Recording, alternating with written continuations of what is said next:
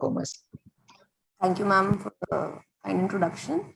So, coming on to the classification of severity of congenital glaucoma. So, once we diagnose a case of a congenital glaucoma, next we should actually classify them, and we should know, because we need to prognosticate the patients. We need to know, tell them what is the long-term outcomes for them, because this is the concern what the parents and the patients they ask for.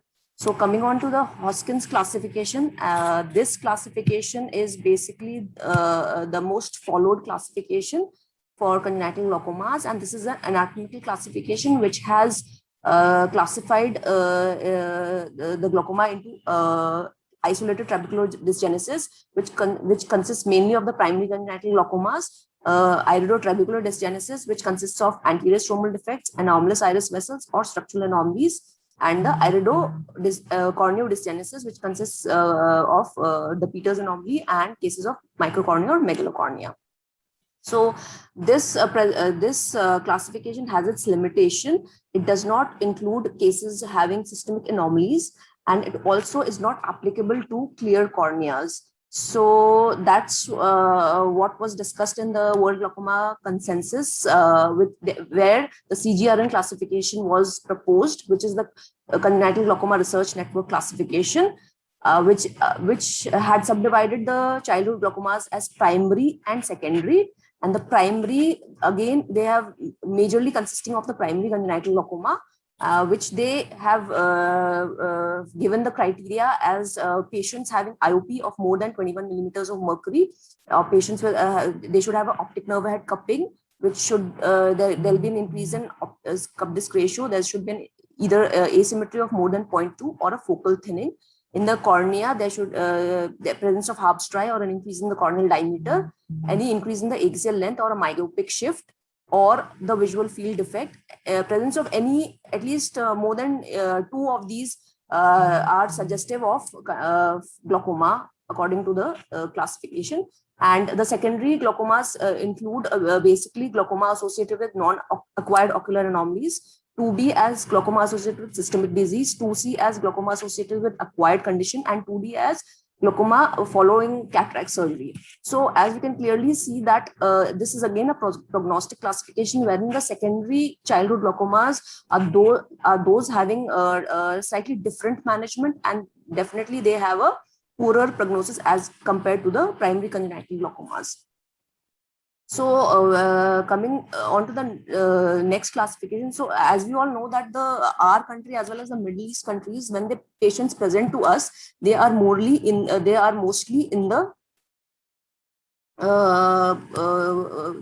mostly severe forms. And per se, if we search the literature, there are no classification based on the severity of these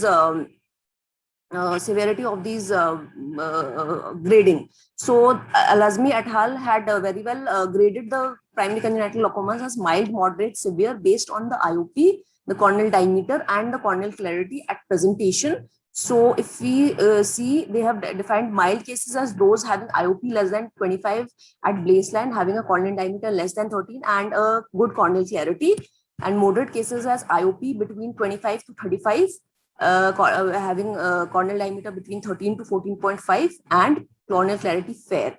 And severe cases as IOP more than 35 and corneal diameter more than 14.5 with a poor corneal clarity. So in our center, we had studied the cases of primary congenital glaucomas, and we had included those having at least 5 years of follow-up. And when we looked at their data, we had noted that patients who were presenting with a baseline IOP between 20 to 25, having a cup disc ratio less than 0.6, those patients had a visual field defect which had mean deviation on an average approximately minus 0.5, whereas the patients who were having IOP more than 30 and having a cup disc ratio more than 0.8 had a tendency to develop a more severe visual field defect over the time. So that's why it is important to assess the severity of the congenital of the glaucoma when the child presents, because it is important for us to prognosticate them and to follow them up according to the severity to prevent blindness. So to assess the severity, we have to measure the IOP and the optic disc appearance that we normally do. Apart from these, there are proxies to IOP, which are the increase in the corneal diameter, increase in the axial length, the myopic refractive error, the visual acuity, and visual fields. So discussing one by one. Again, as discussed, IOP is the most commonly measured parameter, and any IOP which is more than 30 can be taken as a severe case. And in the optic disc appearance, any disc which has a diffuse rim narrowing or a cup disc ratio more than 8 can be considered as severe, and any asymmetry also should be taken. Next is the increase in the horizontal corneal diameter. So in the cornea, we have presence of Harp's triad and increase in the corneal diameter. So any dicorneal diameter more than 13 mm can be taken as severe. And the presence of a diffuse corneal edema, it again is a proxy that the IOP has been persistently raised, which has led to the corneal edema, and hence these cases have a increased IOP over time. So these cases are more severe if we go back and examine them once the corneal edema reduces. Next is the increased axial length. Patients presenting with an increased axial length usually have, again, is a proxy that the IOP has been elevated, and they usually have a more severe disease to present with. Lastly, the visual acuity and the visual field defect. Once we see changes in the structure, definitely there are damage to the function, and the visual field defect, as we classify in the adults as per the Hoda-Parrish Anderson criteria. We can define the visual field defect, and depending on the changes in the visual field defect, we can classify them as mild, moderate, and severe.